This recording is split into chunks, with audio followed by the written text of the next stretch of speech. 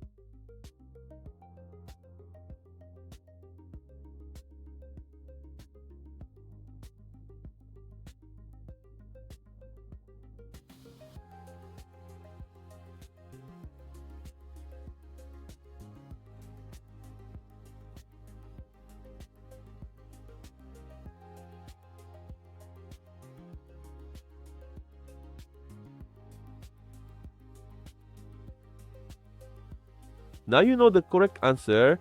If you got it right, comment below. If you got it wrong, don't worry. This type of expression tricks many people. Leave your like and subscribe to the channel and follow the upcoming challenges. See you in the next video.